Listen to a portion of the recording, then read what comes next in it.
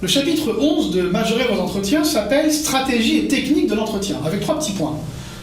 C'est évidemment difficile d'écrire et d'expliquer en quelques minutes la stratégie et les techniques de l'entretien. Là, c'est une question d'entraînement, mais dans l'ouvrage, je vous donne quand même pas mal de conseils. Il repose en partie sur le fait que vous ayez bien travaillé vos thèmes. Souvenez-vous, vos thèmes personnels d'action, vos thèmes personnels d'identité, votre projet professionnel et votre motivation pour chacune des écoles à laquelle vous postulez, qui doit être prouvée de manière très spécifique. Une fois que vous avez vos thèmes et vos principaux thèmes, vous vous dites, c'est tout simple, ces 4 thèmes-là, ces 3, ces 5, il n'y a pas de, bien sûr, il n'y a pas de règle précise, parfois c'est 2.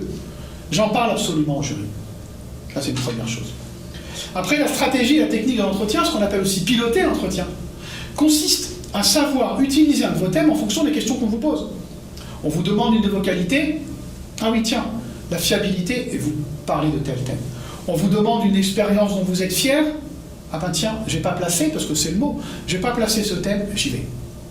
On vous demande un souvenir douloureux, quelque chose que vous feriez autrement, c'est le moment de parler de vos voyages.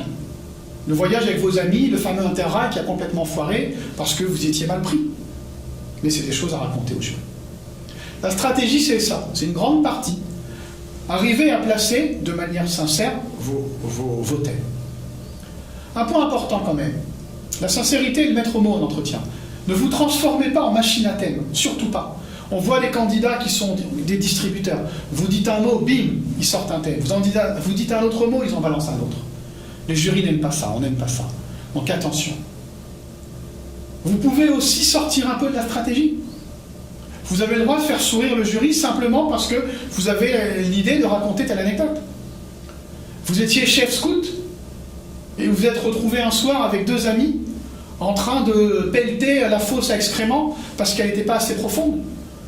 Je ne sais pas ce que vous en tirez comme qualité, vous en tirez certainement quelque chose, mais surtout un souvenir que vous partagerez avec vos amis et qui fera sourire le jury. Ou la fois où vous avez tenté une nouvelle couleur de cheveux, juste avant le bac, les oraux, ou les fiançailles de votre sœur. Ça fera marrer tout le monde, c'est sincère, allez-y. Ne vous transformez pas en machine à thème, mais ne perdez pas de vue votre objectif. Votre objectif, et je vous y aide dans mon livre, c'est de majorer vos entretiens.